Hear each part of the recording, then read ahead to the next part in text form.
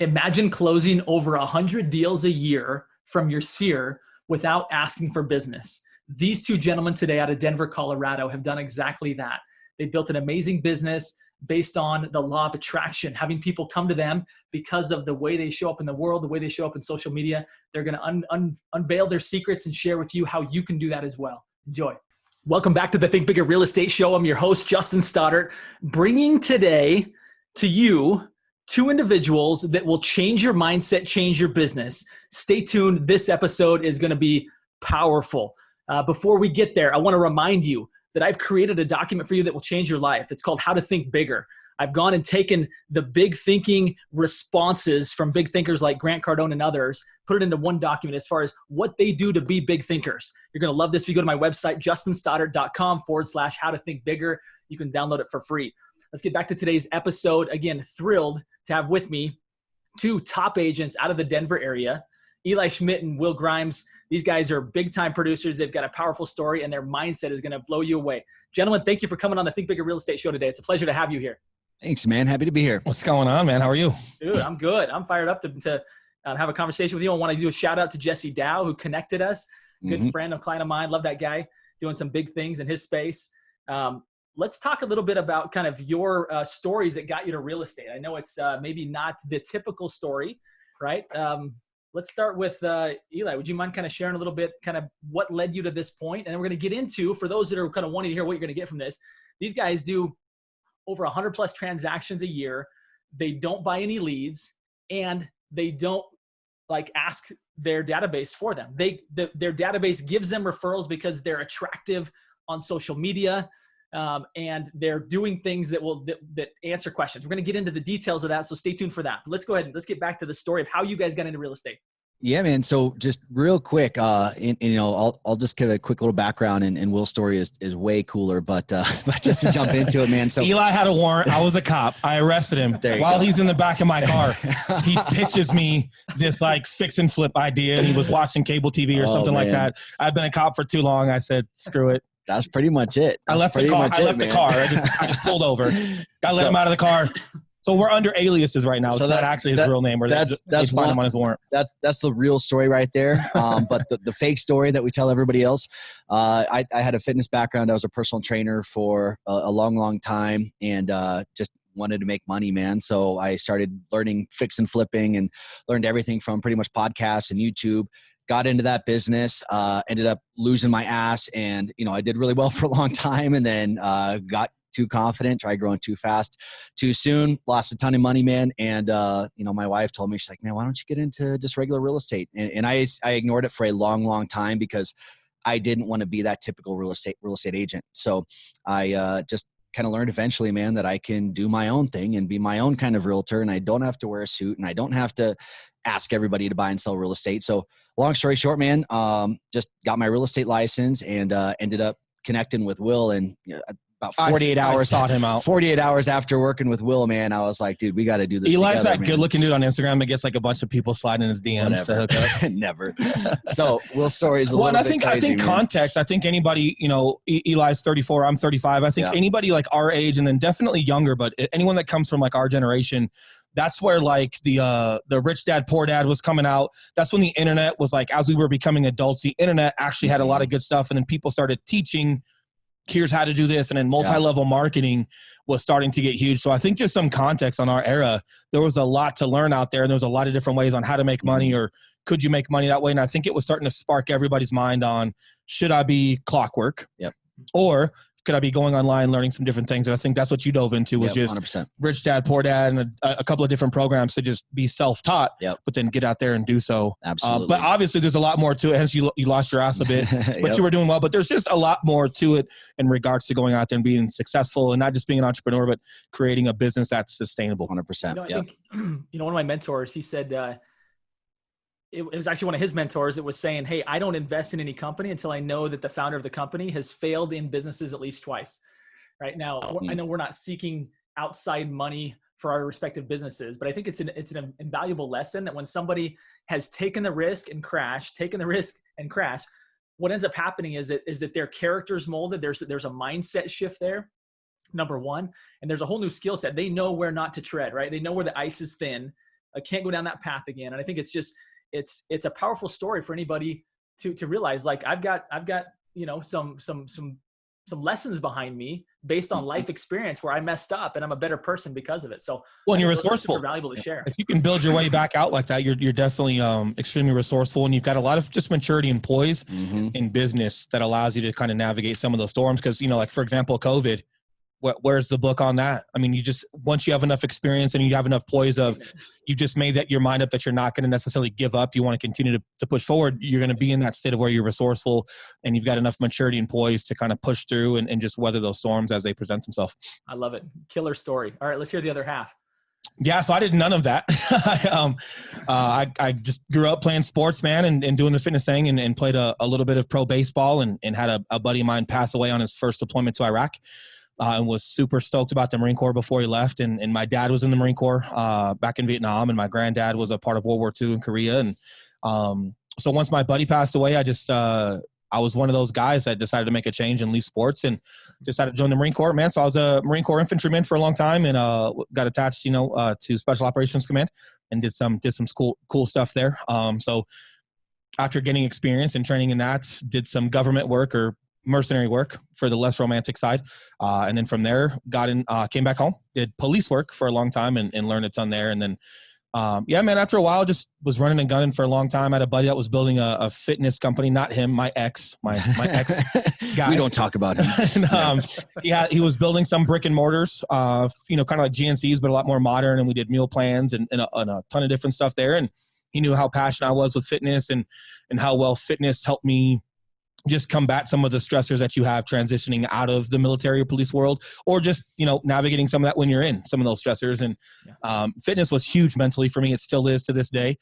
Gave me an opportunity, and I walked in number 2 to that company. I was director of operations, and learned a ton, grew a ton. We went from like 2 to 14 stores in 2 years and crushed it. And I was working a ton of hours, and my wife, ironically, said the same thing. And she just was like, hey, you ever wonder, if you put 16, 18 hours a day into your own business, what would that be? And so no bad blood, no nothing, man. He's a great guy. I just decided I wanted to, branch out and do something on my own. My wife had the idea of real estate. I didn't think I looked like a real estate agent at all. I was even questioning if she knew who I was at that point. But we learned a lot about the commercial side from just picking locations and traffic patterns and then what demographics look like for, residential real estate. And hey, would this be a good spot for a fitness store? Would it not be? So I was learning a lot of that. I understood a lot of the contract side.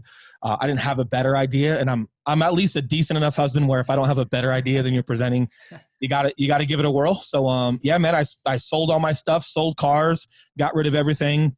Wife moves home with her parents and our daughter, and I was sleeping in my buddy's mom's Y2K pantry, legit Y2K pantry. We just put like a little mattress on the floor, and I was sleeping next to distilled water and Fig Newtons and canned soup, and yeah, man, I woke up, I worked out to get my mind right. I came home, I studied for 8 hours, and then I went and did Lyft at night to just make a buck and feel like I was contributing to my daughter, and I had a little bit of value left in myself.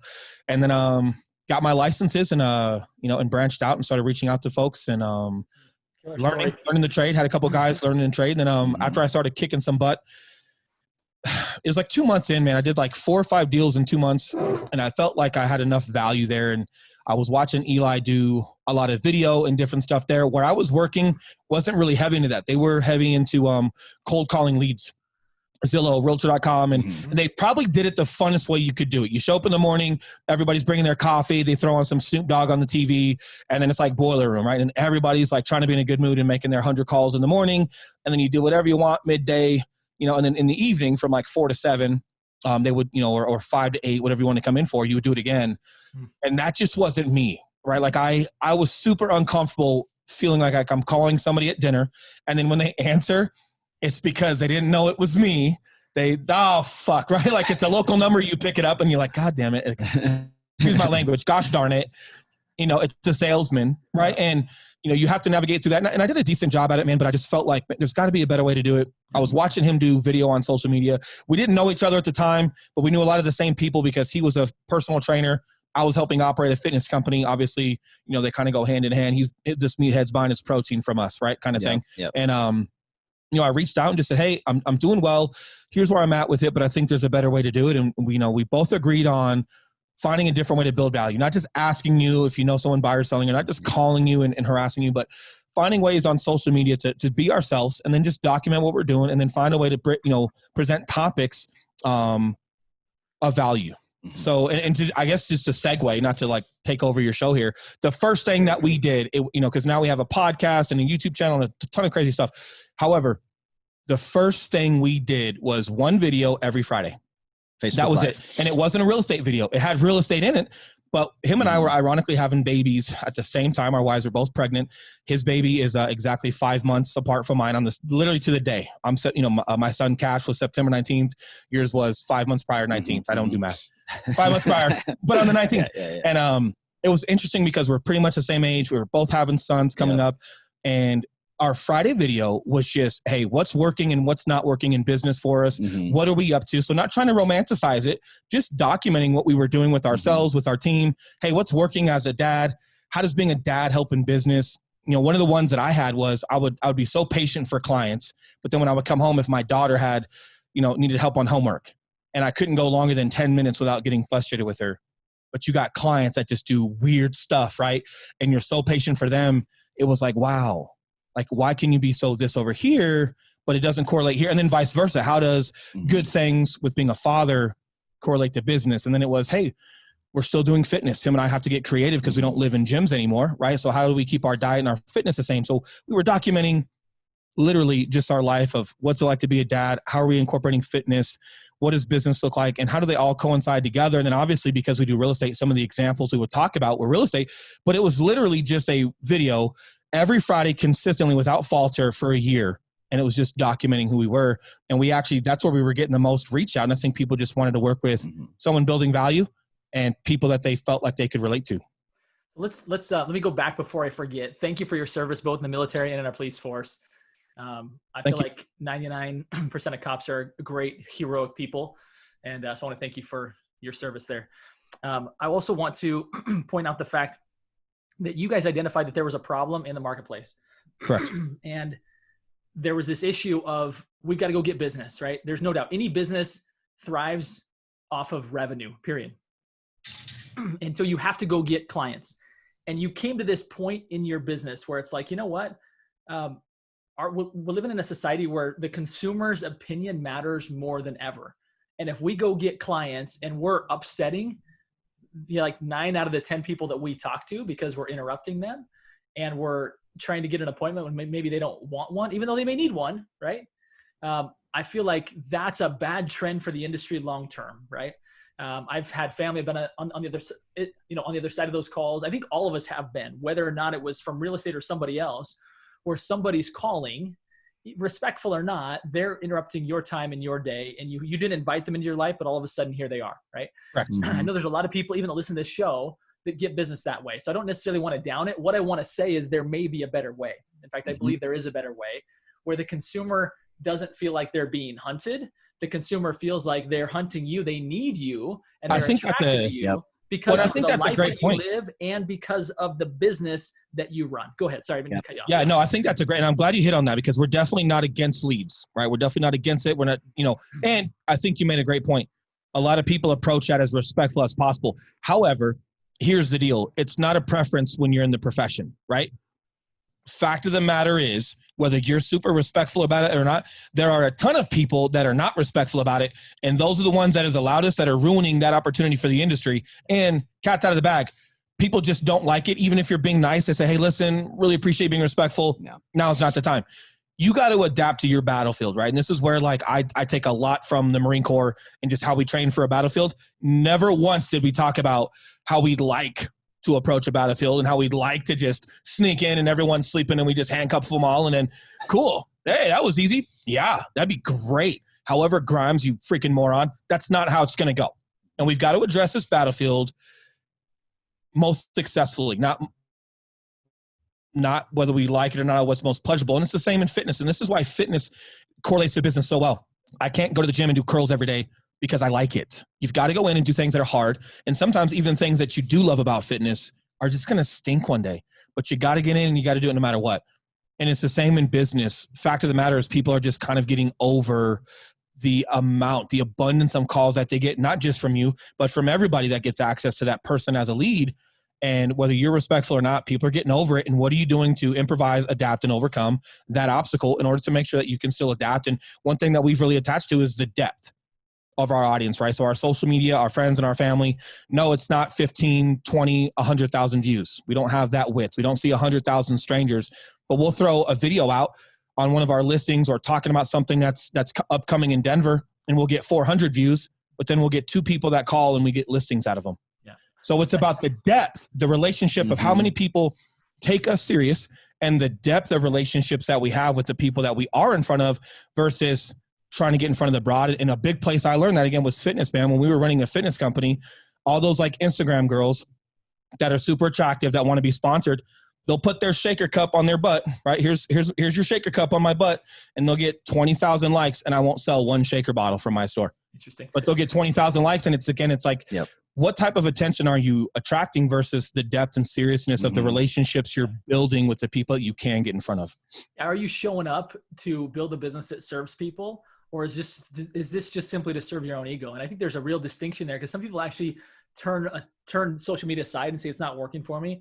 I only have 20 followers. In fact, I had a former guest on the show, friend of the show, Shannon Gillette. She said, some people say I only have like 20 followers on Instagram. She said, if you had 20 people come over to your house, you couldn't even possibly take care of them. Those are 20 human beings. Those are 20 people. Go deep with them. Don't necessarily go wide. It's the exact message you guys are saying. I'm seeing a common thread from people that are killing it on social media, and people are coming to them for business. Is that it's that depth, not that breadth, right? And that's how you beat the big ones, right? So when you talk about Zillow and Realtor.com, sales 101, whoever's closest to the client, whoever's closest to the consumer wins, correct? And then you think like, well, how the heck can you get closer to Zillow? Well, it's actually knowing people and having a friendship and building value with folks before they even know they're a buyer or a seller. And then whenever a year from now or 2 years from now or 6 months from now, whenever they do decide to become a buyer or a seller, you're so consistently within your newsfeed and the relationships that you have, they're so comfortable to reach out and start asking questions, because we all know they're going to want to work with someone that they know, like, and trust before they take a stranger on a call. A lot of people that take realtors off of Zillow or Realtor.com, it's because they don't have anyone that got referred to them. They don't necessarily know one. But if they know, like, and trust you, or if they feel that you're trustworthy and you're a good person through social media, or you're that cool dad that drops your daughter off that has conversations with people at your daughter's school and they know about you, whenever they do realize they're a buyer or a seller, they already know you. They already feel like they can trust you.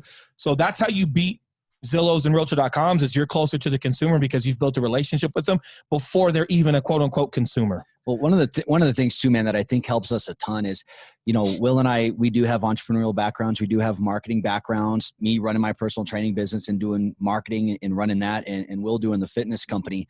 What happened is when we came into real estate, we already had marketing tactics and we were already entrepreneurial, where here's the thing, real estate agents need to be entrepreneurs. And a lot of people who get their license, they don't know that they're an entrepreneur. They're coming from their corporate job or, wherever they were at, and they're coming in, they're getting their license, and then they're like, okay, now what? They want their managing broker to take them around and show them the ropes. And I think that's why a lot of people kind of default to just buying leads, because it's kind of like having a job where it's like, all right, I'll show to the office at this time, I'll call this many leads, and then I'm off from this time, then I'll call this many leads, because they don't know what else to do. But when you can think outside the box and you stop looking for that today business and you start planting those seeds through social media and you're just creating content around who you are, you don't need now business. No. You could do that consistently, and then eventually you are getting now business, but then every day that you're documenting, you're planting those seeds for future business. And that's where it's like, running a business in the past, I think, has helped a ton.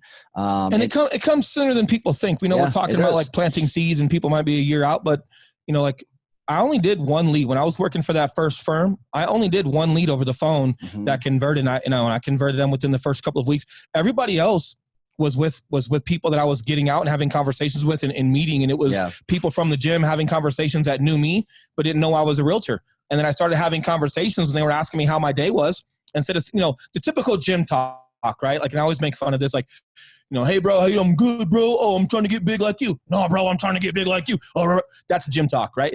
Instead of that, when somebody asks how your day is going, tell them your day. Or when you ask them, Or something I would do all the time, like, hey man, I see you every day in here at 9:30 in the morning. What kind of work do you do that lets you come in here at 9:30 in the morning? And they would tell me like, I'm a general contractor. Oh, I'm a roofer and I got a team out doing some work. And I go, oh, interesting. Hey, look, man, I'm in real estate. It'd be great to sit down and have a conversation with you one day. We don't have a good roofer that we can refer business to when they're needed. And then before you know it, they have friends or family that start getting referred to you. Things are right in front of you. You just got to get out and have conversations and understand how do you actually engage with someone and have a conversation versus, hey, how's your day, man? Oh, living the dream. Yeah, me too. Like, you have no idea who that person could be versus, just diving in and just calling those leads. So let's talk a little bit about what social mediums do you guys favor? What are your favorite for real estate agents for getting the results you're talking about? Where should people be spending the majority of their time?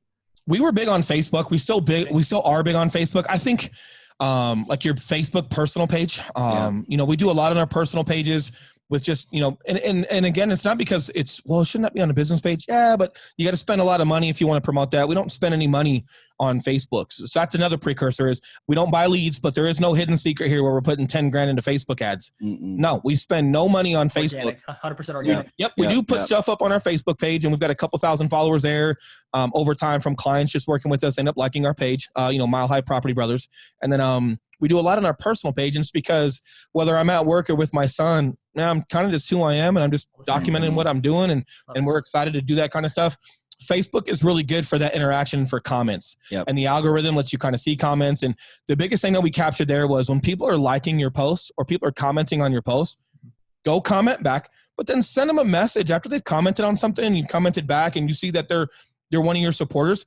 Just go send them a message on social, on a Facebook Messenger and just thank them for the support and don't ask them if they're buying or selling. They already know you're a realtor. They're liking your crap. Just go in there and thank them for the support. And something that we got really big on was people on social media, only on social media, find a way to have a conversation in their direct messenger, build a relationship, invite them out to lunch.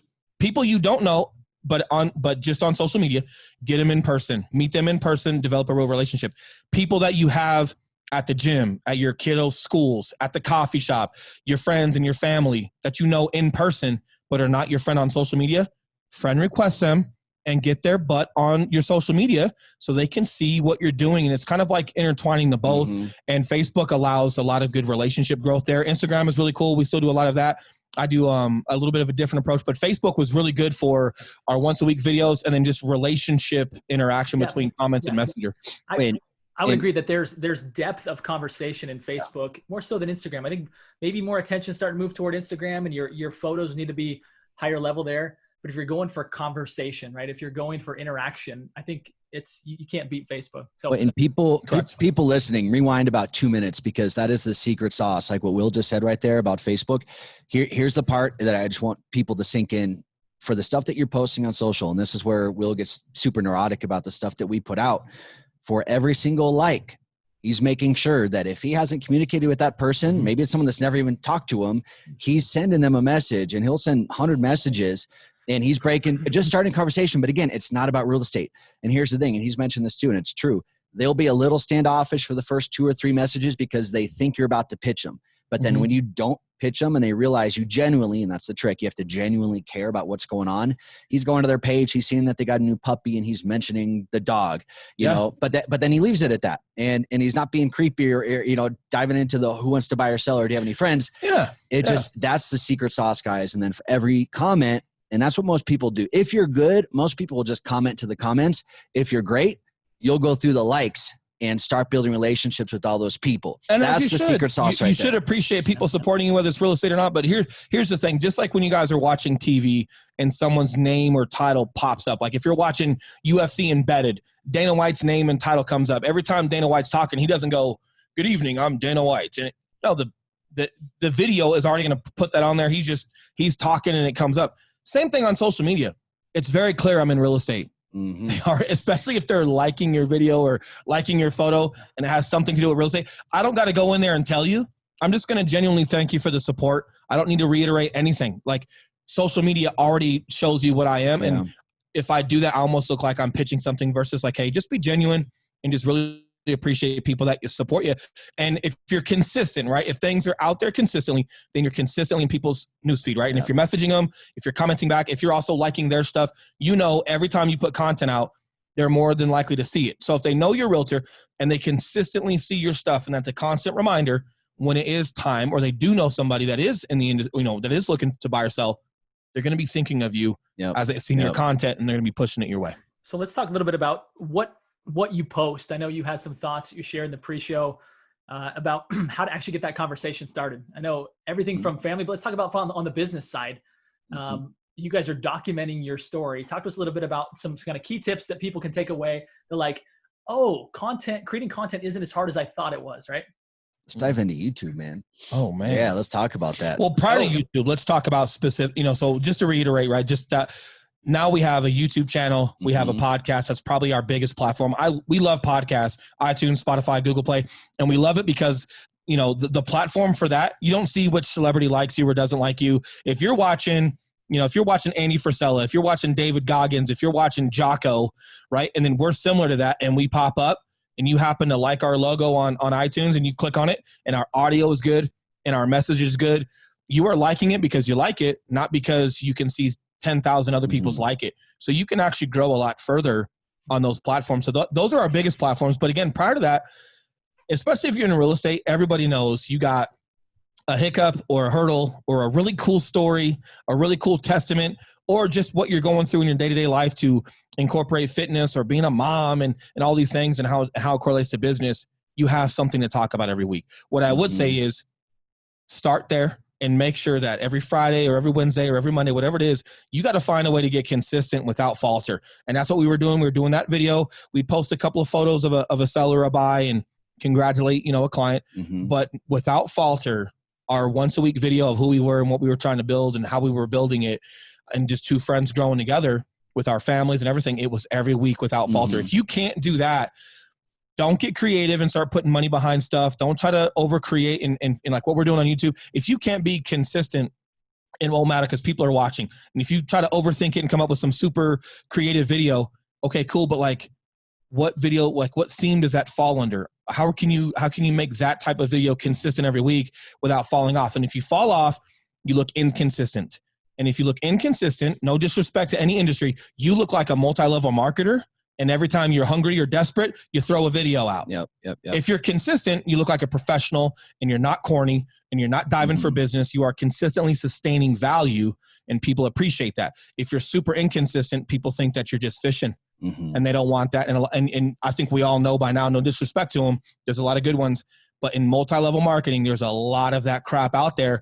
And like it or not, people get turned off. And if you start making yourself look like that in real estate versus a professional, people aren't going to trust you with the most expensive purchase of their life. Yeah, when you're doing that, that gives you literally endless content. When you're just documenting the stuff that you're going through on a week by week, that's endless content.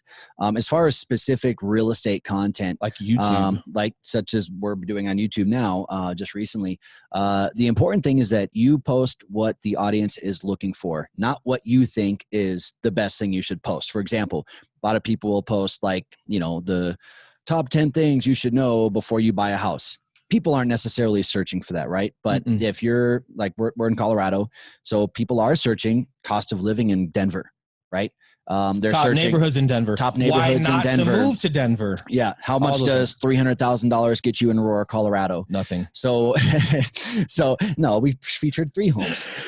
So what that does, man, is boarded up and had caution tape all around them. So we're making entertaining videos that are super informative, but it's based on what people are actually searching for, not what we think is helpful. So just in context there, so getting personal and like showing everybody on our Facebook, right, like who we are and what we're building, that's one approach, right? But then when we approach YouTube, our personalities and our comfort level of being on camera now for several years, it's going to bleed out. People are going to like feel like they're getting to know us, right? And that was why it was so important to create our own content through social media first. Now that we're doing YouTube, it's a different approach. Now we're going to the customer, right? YouTube is a search engine. Right. Yep. We watch a lot of fun videos there. Sometimes you just scroll, but whatever you're scrolling through, even if you're not searching, it's showing you stuff based off of your prior history, correct? Or if you search something, it's going to give you the top result. So instead of us, like we treat our social media and we're just showing people who we are and documenting that week on that YouTube side, we're literally going to the customer. So we're figuring out what are people searching for when it comes to Denver, Colorado, and the surrounding areas. What are the top searches? We look at that. We figure out what to title it to make sure it's attractive and that it'll actually It'll actually click on search engines, right? Because it's relatable to those popular searches. They'll find our video. And then instead of us guessing, we're literally making content specifically for what people are searching for around the country in regards to Denver and the surrounding areas. So now we're kind of like going to them. And I learned that even in fitness sales, man. Like if you want to sell a diet pill, we were not hashtagging shredded, hashtagging bodybuilder. We were hashtagging Disney, Tarzan, other stuff. And the reason why is we tried to figure out, hey, who needs to lose weight? And we had a huge influx of moms that had just had a kid or they were on their second kid and they had never had to work out in high school because they were always in great shape. Now they had 2 kids. And for the first time in their life, they have to work out. Well, what are those moms doing? They're taking their kids to Disney movies. So on Facebook, when we were doing ads, that was with a fitness company. When we were doing ads on Facebook, hashtags you do use on the back end of Facebook. You just don't see them. But we were hashtagging what we thought people were out doing in their day-to-day activity. And then we were showing them what we thought they would like to see. We were going to the consumer. So same thing on YouTube. We've got to figure out, cool, we're in Denver metro area. What are people looking for here? And then how can we get to them versus waiting for them to come to us? Now, our personal pages on social media, it's opposite. It's like, hey, we're just going to show who we are. We're going to document what we're doing and have a great time, knowing everybody that already likes, and trusts us is going to see it. We just have to be consistent with who we are as people. And then manually, people you meet in your real life, get them on your social media. People following on your social media, find a way to meet them in person. It's a little bit of a different approach there. Yeah. So to boil that down, we've got Facebook, potentially Instagram, simply documenting your life, and which includes business. On YouTube, you're looking for questions that people have, and you're answering those questions. 100%. Correct. Fair enough way. Let's talk. I want to jump into kind of the mindset piece here, because I believe that most all agents that aren't where they want to be are that way simply because they're not thinking big enough. They don't have enough confidence in themselves to go out and do the work. There's no shortage of ideas on how to do this, right? On how to be a successful real estate agent. There's no shortage. They're everywhere. You can type in YouTube and any method that you want to get, whether it's cold market, whether it's warm market, you can do it. The thing that stops people is the actual mindset. We were having a conversation prior to this about how as a society, as a people, we're becoming soft, right? The pandemic has even kind of heightened that because we've been forced to stay at home and do less. And I had the experience this past week. I was sharing with you both that I took my kids, 6 kids, ages 13 down to 2, on a 10-mile hike, 1,800 feet in elevation. How do you have 6 kids and you still have hair? Yeah, man. Don't look too closely. That's why I stand back from the camera. Respect, bro. You got poise like Tom Brady in the Super Bowl, dude. Holy cow. No, I just married well. Right on. Good answer. That's exactly Tom Brady, veteran. Has all the right answers. Doesn't surprise me. So this whole concept of not making life easy, right? We tend to always seek out the comfortable, the easy. Obviously, being in the Marine Corps, being in the police force, that wasn't necessarily an easy path. My signature question of the show is this, and I'd like to kind of frame it with regards to this mindset of pursuing things that aren't always easy. The signature question is this: you guys are big thinkers, right? That's what you are. That's what you're creating. That's why you're on the show. What do you do, each of you, to continue to be a big thinker, to continue to expand your own possibilities? Right? What a great question. Can I kick that off? Well, first and foremost, let me give some context because I do think business partners are super important. I do think if you're on the real estate side, having a partner, him and I do every buyer prezo, listing prezo, everything together. Yeah. And when you bring people together at a dinner table with folks that are selling or buying their home, but you don't cost them more, it's the same. They're just getting 2 people. They feel like you're bringing a game plan. It's not just one person talking about who may do what. And sometimes we bring a lender. We've even had our general contractors or our handyman come through and sit at the table with us and game plan what improvements are going to be made that are affordable prior to selling this home. And the atmospherics of a married couple or whoever sitting at their own dinner table, and then several people walk in and create this game plan, right? Like you're almost kind of like huddling up and, hey, you're going to run this and he's running this and I'm running this. It feels like that game plan. And that's something that catapulted our business. The other thing on that too, when we get into this whole creative mindset or whatever it may be, Eli's a freaking monster on making it real. I tend to be like a creative thinker and I've got all these grand whatevers, but we wouldn't have a podcast. We wouldn't have the level of editing. We wouldn't have everything that we literally have professionally, even down to our podcast. The dude built the set, all of our mics, and doing the research and figuring out the audio. Eli literally is like that tactician on the back end that literally gets all that stuff done. So he's the actual crafty entrepreneur that's just like super diligent at everything, and he's super crafty, and he figures it all out, right? So like whatever I can reach out of my dumb brain, somehow when I crap it out, it comes out to be super awesome on his end. Not that he doesn't have ideas, but just credit, right? He's the guy that does a lot of this. I appreciate that. And my answer that I was going to say earlier, as far as just mindset and, just being soft and getting through the day and progressing through business, man. Like I said, when we were talking before, man, 2 days after I met this guy, I mean, literally the day after I met him and we started working together, I was like, man, the person that you're talking about, I was curious if that was me. I was curious if I was soft. I was curious if, and I came from the fitness background, so I knew like athletically I was okay, but I always had that burning question inside of like, man, I really haven't been tested. Am I soft? Do I have what it takes to really make it? And when I met him, I'm like, man, this is exactly, if I go in business with this guy, I'm going to find out if I'm soft or not. And, just with his experience and his leadership, I knew I couldn't not be around that on a regular basis.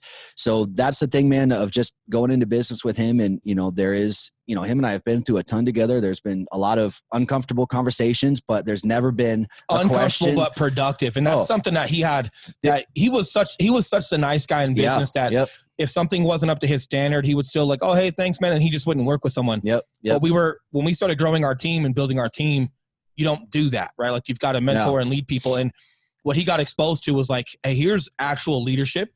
Here's the actual amount of time and consistency and just hard conversations to get people up to standard that have to happen. And sometimes they're uncomfortable because people are just new to that.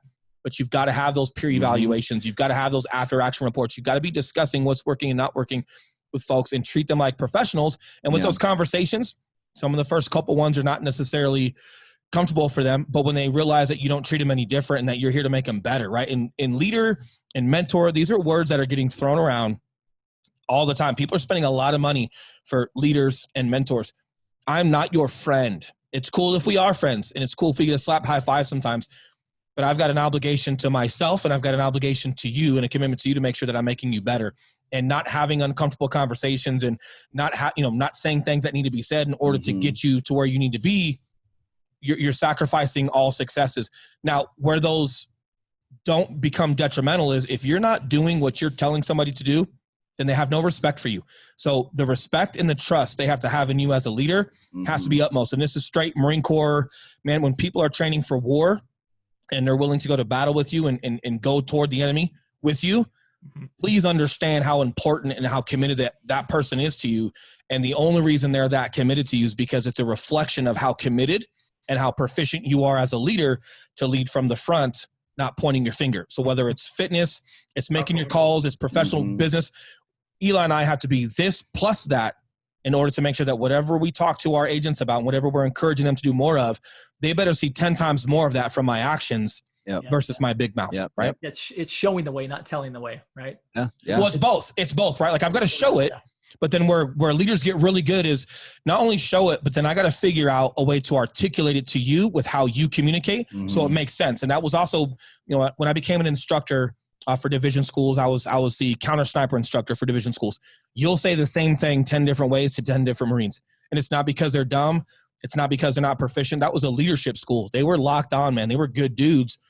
But some people just retain things certain ways, and how you think you come off and how you come off could be completely different. And then some people might just take it a different way. So it's not only showing it, but then you have to explain the process, right? Like if somebody watches me go through an urban town and watches me operate, they're not necessarily know why I'm doing what I'm doing. They see that I did something and that I reacted or I combated something. They might not necessarily know my thought process and what led me to that. So it's leading from the front. That sets a standard for them to trust you. And then telling them, that's where the articulation and you're kind of like building that bridge to allow them to go execute the same thing. Love it. Anything else that you guys would add? Eli, I didn't mean to cut you off. Is there? Oh no, you're good, man. The only thing I want people to realize, man, is we're big on just embracing the suck. And here's the thing: like everything sucks. Being broke sucks. Making money and busting your ass is hard and can suck. And we're real big on just choose your suck, man. And for us, the way we do our business, we're able to bust ass every single day, especially through COVID. We didn't miss one single day, man. It was like, hey, the world is shut down. All right, well, what time are you meeting up? You know, and it was just, we're just getting after it because we like the way that we do business. We love doing podcasts. We love making video. We love talking to our friends and family through Facebook. And it was finding value. And sometimes value is making people laugh. Sometimes value is just updating them on what the real estate market looks like during COVID. Yep. Are people still going out? Are they not going out? If you go out, how are you allowed to go out? If you're selling right now, if you have to sell right now, what does that look like for you? So we were really just kind of like at the tip of the spear for that, for our local folks that follow us through our emails and through our social media. And we were just getting after it. I guess my final word of wisdom or whatever it may be is you just have to find ways to challenge yourself and just make every day relevant. Eli and I are, we're doing a diesel day August 1st. So less than a month. It's a 24-hour continuous effort fitness endeavor, right? It's a freaking nightmare. A buddy of mine is running it up in the mountains of Boulder, Colorado. And it's really to just test where you're at mentally and physically and maybe go to a dark place and have conversations with yourself at 3 a.m. when you've been going for 19 hours. But, you know, fitness is a huge thing, right? Taking care of your mind, taking care of your body, not to be a meathead here, but it matters. How you carry yourself, how you come off, your confidence, your energy level, your ability to understand a level of commitment. It all derives from how well you're respecting your own mind, your own body, your family. And if you can't house that and take care of that, I would start there, because whether you like it or not, even if you're just an individual agent out there, you're a leader. You're leading your clients. And I think people have to understand that all of us are a leader at some level. Wherever that falls might vary. However, if you're a father, if you're a mother, if you're an individual agent with clients or aspiring to have clients, at some point you are taking a leadership / advisement role. And if you're not square here, right, like you're going to have an issue having the confidence and the commitment out there. But what you have to do with yourself is you have to go find goals and challenges to push for that make it relevant, that actually make you push. If you have a weight loss goal or a whatever goal, well, you want to lose 20 pounds, but by when? And if you don't get it by then, is there any punishment? This whole thing, this 24-hour endowment, it's happening August 1st. Like it or not, it's coming. Can't wait to hear it. And this was like one of my commanders. Like, it's happening. I respect who this dude is. Whether I'm missing a leg or not, I'm showing up and I got to get it done. So, hey, look, how prepared are you going to be? That literally makes every single day right now relevant and have a ton of value with how many workouts I'm going to be able to get. And then when you endure that, it's not so much your physical, man. It's everything you learn about yourself mentally. That's going to apply to your business side. You know, I would encourage, and I know you guys are the same way, your podcast, Day One, $0, by the way, to my audience, if you haven't yet found these guys or heard of these guys, go find their podcast, subscribe to it. This kind of raw, like real, not only business and leadership, but life tactics are gonna help you. But here's the thing that I want to kind of take away from what you guys just shared right there, is that if you're going to succeed at a high level in business, if you're going to succeed at a high level in life, you can't pursue the easy path, right? You can't pursue always avoiding conflict, always avoiding difficult things. Back to the story with me and my kids and wife hiking up the mountain, I realized how much stronger my kids were than I thought they were. I had no idea my 4-year-old could do that. No idea. She complains walking through the store. And I'm like, she is going to be like, Spam will be carrying her in no time. She made it the whole way. And we realized that gave me a glimpse as to how strong she is and how strong I am, right? Because I'm like, if she can do that, boy, what else can I do? So everybody that's listening here today, these guys are fabulous examples of what it takes to succeed at a high level, both in life and in business. And guess what? It means putting yourself in some uncomfortable spots, putting yourself purposely, intentionally going and putting yourself somewhere where it's going to stretch you. It's going to have to force you to have to think bigger. So gentlemen, I've absolutely loved my time with you. I can see why people are so attracted to you in the Denver, Colorado area. And I would encourage any agent that's listening to this that needs a referral partner, someone that will take great care of their clients at a high level in Denver. These are your guys. They'll take great care of them and obviously be inspiring all of us in the meantime. So gentlemen, thank you again for your time. It's been such a pleasure. Appreciate you. And my final request, everybody listening here today, are 3 simple words, and they are: go think bigger. Eli, Will, thank you for helping us do that today. It's been a total pleasure, guys. Love it, man. Thanks, Love Justin. it. Appreciate your time, man. I'm sure we can learn it. You've got 6 kids, man. It's super cool to just, I guess my PS here is, as you grow and as you want more, from yourself, and you demand more from yourself, you really start getting around the right kind of people. And I bet I could reach out to you for a dad question one day. And I've only got 2 kids, but I'm sure there's some things that you could help me with on a dad level. So the relationships you start building as you start wanting more, the the quality of person you start getting around, it's super cool. And when you first get started, when it's hard, or if you're overweight and you're starting to work out and it's hard, just remember, this isn't who you are. It's just where you're at. Love that. It's just where you're at. So whether 100 yards makes you tired or 100 miles makes you tired, just try to get better every day and just realize, man, this isn't permanent and this isn't who I am. It's just where I'm at and getting better every day. But what a pleasure getting to meet you a little bit more, man. And I'm sure I've got some dad questions coming for you real soon. Bring them. I'll probably be asking them right back at you because I probably don't know it yet. Right on, Gentlemen, pleasure. Take care. Take care.